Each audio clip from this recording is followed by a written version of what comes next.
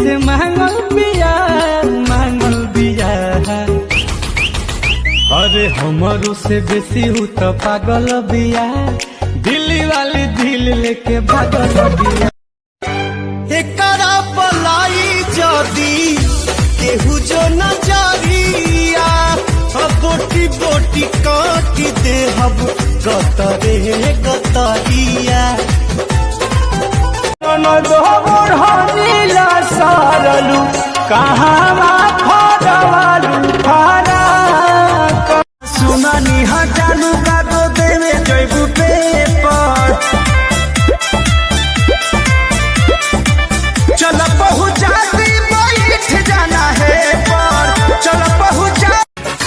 अरे भागेला ऐसे जैसे खेल हो गए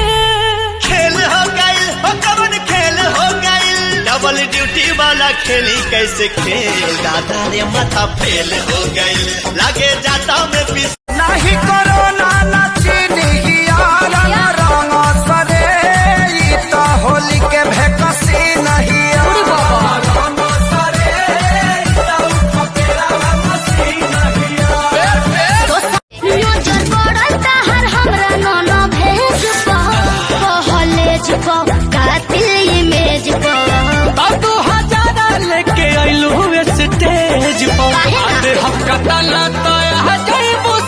किसी शमशान के बाहर लिखा था कि मंजिल तो तेरी यही थी, पूरी उम्र निकाल दी आते आते।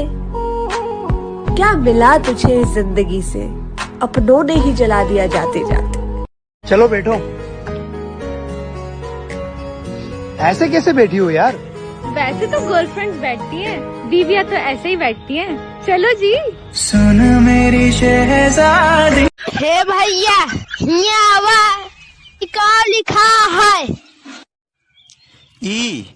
कहाँ लिखा है? कहाँ यह लिखा है।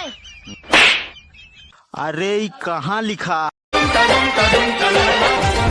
चिलमन के पीछे से भी दीदार दे, अपने दीवाने को वफा प्यार दे।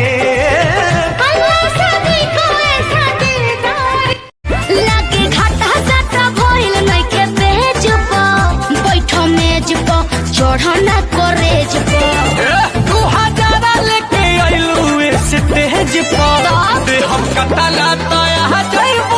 हिंदुस्तान में रहकर पाकिस्तान जिंदाबाद के नारे वो लगाते हैं जो अपने बाप की औलाद होकर पड़ोसी को पापा कह करके बुलाते हैं। क्या बात है, वाह वाह।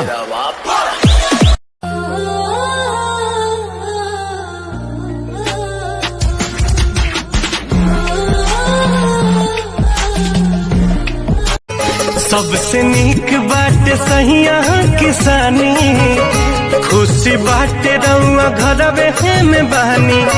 मारो कमैला के जी बहरा में जब से दारू बंद भइल बा बिहार में, पावर मिलत नइखे हमारा भातार में।